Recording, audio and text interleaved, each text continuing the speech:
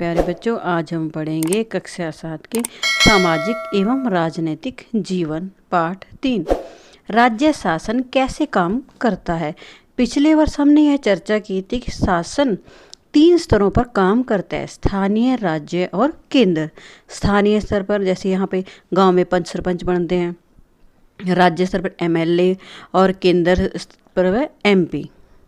हमने कुछ विस्तार के साथ स्थानीय शासन के कार्यों के बारे में जाना भी था। इस अध्याय में हम जानेंगे कि राज्य स्तर पर शासन कैसे कार्य करता है, लोकतंत्र में राज्य का शासन किस तरह किया जाता है, विधानसभा सदस्यों और मंत्रियों की क्या भूमिका होती है, लोक शासन के सामने अपने विचार कैसे रखते हैं, यानी कि अपने मन के भावों को कैसे प्रकट करते हैं या किसी कार्य की मांग कैसे करते हैं।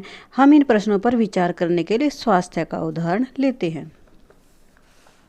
देखो, सबसे पहली पिक्चर में जैसे देखो, ये यहाँ लिखा है कि हमने अपने राज्य में पानी की कमी है और बहुत से लोग बीमार पड़ रहे हैं। और जैसे 2 बच्चे दिखा रखे हैं इसके अंदर, इस बच्चे ने अखबार में पढ़ा है कि हमारे जो राज्य के अंदर पानी की बहुत कमी है और इसकी वजह से लोग बीमार पड़ रहे हैं।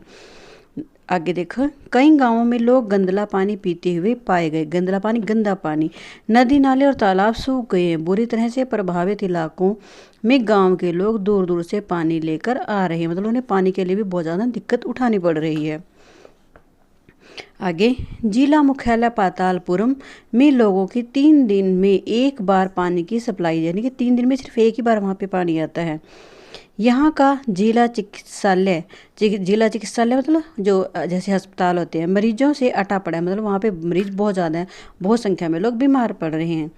इनमें बड़ी संख्या में है जैसे पीड़ित बच्चे हैं। उसके बाद ऐसे उसने देखा है टीवी पर यह समाचारों में बताया गया था कि है जैसे 10 लोगों की मृत्यु हो गई थी। क्या ऐसा हो सकता है? क्या कोई सचमुच इससे मर सकता है? क्या पता बस मुझे न हो जाए यह बीमारी, क्योंकि सभी को जैसे अपनी अपनी ही चिंता लगी रहती है।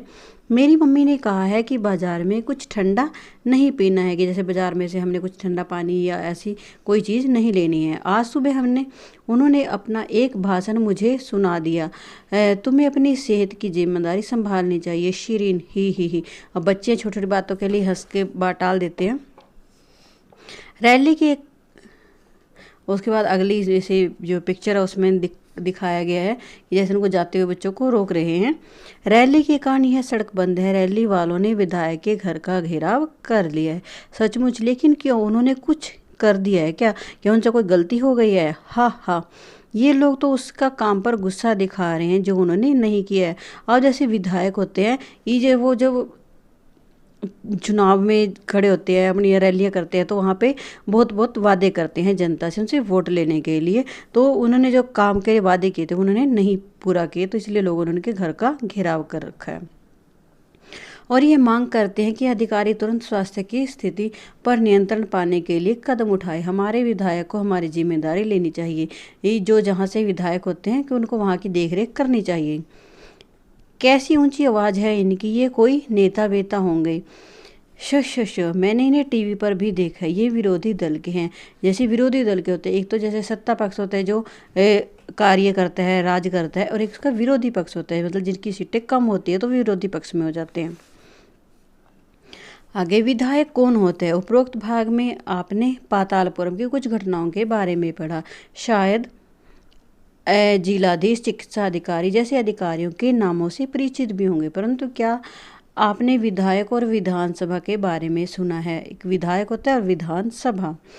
क्या आप अपने क्षेत्र के विधायक यानी एमएलए से परिचित हैं? जो विधायक होता है उसको एमएलए बोला जाता है। क्या आपको पता है कि वे किस पार्टी के हैं? विधानसभा के सदस्यों को विधायक कहा जाता है। जो विधानसभा के सदस्य उनको विधायक कहा जाता है, एमएलए भी कहा जाता है। एमएलए की जैसे हमारे पास फुल फॉर्म है मेंबर ऑफ लेजिस्लेटिव असेंबली का संक्षिप्त रूप है।